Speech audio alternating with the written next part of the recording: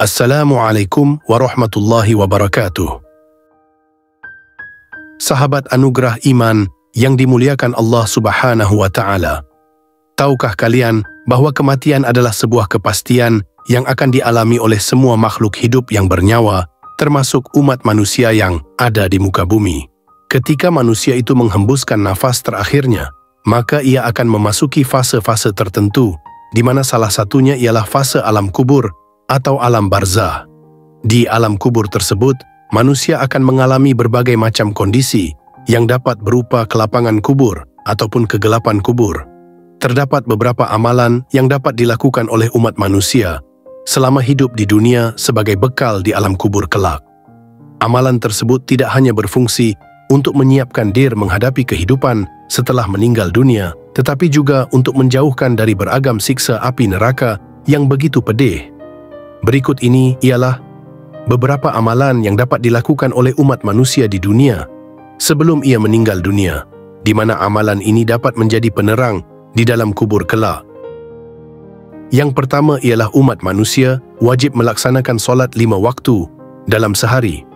Solat 5 waktu ini merupakan salah satu amalan yang paling utama dalam Islam. Solat 5 waktu merupakan amalan yang pertama kali akan dihisab oleh Allah Subhanahu wa Ta'ala di hari kiamat kelak. Solat merupakan suatu ibadah yang menghubungkan seorang muslim secara langsung dengan Allah Ta'ala tanpa perantara.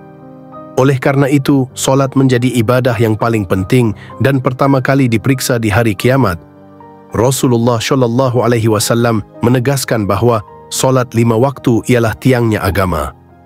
Ketika kita melaksanakan solat 5 waktu dengan khusyuk dan ikhlas kepada Allah, maka akan menjadi penerang bagi kita di alam barzah kelak. Rasulullah Shallallahu Alaihi Wasallam bersabda, yang artinya sesungguhnya solat itu akan menjadi cahaya, bukti, serta keselamatan bagi pemiliknya pada hari kiamat. Hadis riwayat Ahmad. Amalan yang kedua ialah rajin membaca Al-Quran. Membaca Al-Quran merupakan suatu ibadah yang sangat dianjurkan dalam Islam. Selain sebagai petunjuk untuk umat Islam, membaca Al-Quran juga dapat menjadi penerang bagi manusia di alam kubur. Rasulullah Shallallahu Alaihi Wasallam menganjurkan umatnya untuk membaca Al-Quran karena kelak pada hari kiamat, Al-Quran akan datang sebagai pemberi syafaat bagi orang yang rajin membacanya. Hadis riwayat Muslim. Amalan penerang kubur yang ketiga adalah rajin membaca surat Al-Mulk. Surat Al-Mulk ialah surat ke-67 di dalam Al-Quran yang terdiri dari 30 ayat. Surat Al-Mulk memiliki beberapa keutamaan, yakni di antaranya akan melindungi dari siksa kubur, dijauhkan dari segala macam maksiat, mendapatkan pahala berkali lipat, disayang oleh Rasulullah Shallallahu Alaihi Wasallam, serta akan mendapatkan syafaat dan diampuni dosanya. Insya Allah, Rasulullah Shallallahu Alaihi Wasallam bersabda, yang artinya membaca surat Al-Mulk dapat memberikan perlindungan kepada seseorang dari siksa kubur. Hadis riwayat Tirmidzi. Oleh karenanya, dengan membaca surat Al-Mulk secara rutin, maka akan menjadi amalan yang sangat bermanfaat bagi kita di alam kubur kelak. Amalan yang keempat ialah rajin membaca surat Al-Ikhlas. Surat Al-Ikhlas merupakan salah satu surat terpendek di dalam kitab suci Al-Quran, namun memiliki begitu banyak keutamaan yang sangat besar. Nabi Shallallahu Alaihi Wasallam bersabda, yang artinya, barang siapa bagi umat Islam yang membaca surat Al-Ikhlas sebanyak 3 kali, maka itu setara dengan membaca sepertiga dari Al-Quran. Hadis riwayat Abu Dawud. Dengan membaca surat Al-Ikhlas secara rutin setiap hari, terutama setelah seusai solat, maka ia akan dapat menjadi amalan yang sangat bermanfaat bagi kita. Di alam kubur kelak yang kelima adalah suka menjaga silaturahmi. Menjaga tali silaturahmi merupakan suatu amalan yang sangat dianjurkan dalam Islam.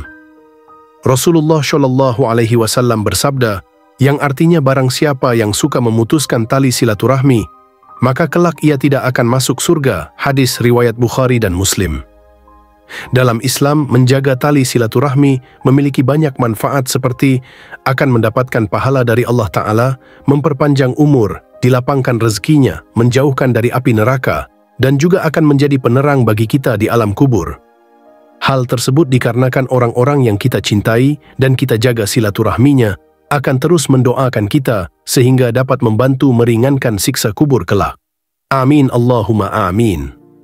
Amalan yang keenam ialah berbakti kepada kedua orang tua. Berbakti kepada kedua orang tua merupakan amalan yang sangat dicintai oleh Allah Ta'ala dan merupakan salah satu amal utama. Dalam Islam, berbakti kepada kedua orang tua disebut birrul walidain, serta merupakan bagian dari etika di dalam Islam. Rasulullah Shallallahu Alaihi Wasallam bersabda yang artinya, ridho Allah tergantung pada ridho orang tua dan murka Allah tergantung pada murka orang tua. Hadis riwayat Tirmidzi. Dengan berbakti kepada kedua orang tua, baik semasa hidup maupun setelah mereka meninggal, maka akan dapat menjadi penerang bagi kita di alam barzah. Hal tersebut dikarenakan doa dan ridho orang tua dapat membantu meringankan siksa kubur. Amalan yang ketujuh adalah gemar bersedekah. Bersedekah merupakan amalan yang sangat dianjurkan dalam Islam dan sangat dicintai Allah Subhanahu wa Ta'ala. Hal ini dibuktikan dengan banyaknya ayat Al-Quran yang menyebutkan tentang sedekah. Nabi Shallallahu Alaihi Wasallam bersabda, yang artinya sedekah dapat memadamkan dosa, sebagaimana diibaratkan air memadamkan api. Hadis riwayat Tirmidzi. Ketika seseorang bersedekah dengan ikhlas, maka amalan tersebut akan menjadi penerang baginya di alam kubur. Hal tersebut dikarenakan sedekah dapat membantu meringankan siksa kubur dan mendatangkan rahmat dari Allah Subhanahu wa Ta'ala. Doa amalan yang kedelapan ialah pandai menjaga lisan. Orang yang pandai menjaga lisan ialah orang yang mampu berkata baik atau diam ketika tidak mampu. Nabi Shallallahu Alaihi Wasallam bersabda, yang artinya barang siapa yang menjamin untukku apa yang ada di antara dua rahangnya dan apa yang ada di antara dua kakinya, maka aku akan menjamin surga untuknya. Hadis riwayat Bukhari. Menjaga lisan dari perkataan yang tidak baik seperti berbohong, memfitnah, atau mencela orang lain dapat menjadi penerang bagi kita di alam kubur.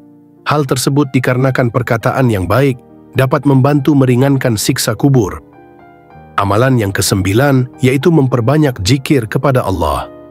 Berzikir merupakan salah satu amalan yang dianjurkan dalam agama Islam dan memiliki banyak keutamaan seperti menghapus dosa-dosa kecil, menenangkan hati dan jiwa, membuka pintu rezeki, dan masih banyak lagi yang lainnya. Rasulullah Shallallahu Alaihi Wasallam bersabda, yang artinya zikir kepada Allah adalah obat penawar bagi hati. Hadis riwayat Tirmidzi. Dengan memperbanyak zikir seperti membaca tasbih, tahmid, dan tahlil, maka akan dapat menjadi penerang bagi kita di alam kubur kelak. Hal tersebut dikarenakan zikir dapat membantu meringankan siksa kubur dan mendatangkan rahmat dari Allah Subhanahu wa Ta'ala. Semoga Allah selalu merahmati kita semuanya dan menjauhkan kita dari siksa kubur dan api neraka. Amin, amin, amin ya Rabbal Alamin. Semoga ini bermanfaat. Wassalamualaikum warahmatullahi wabarakatuh.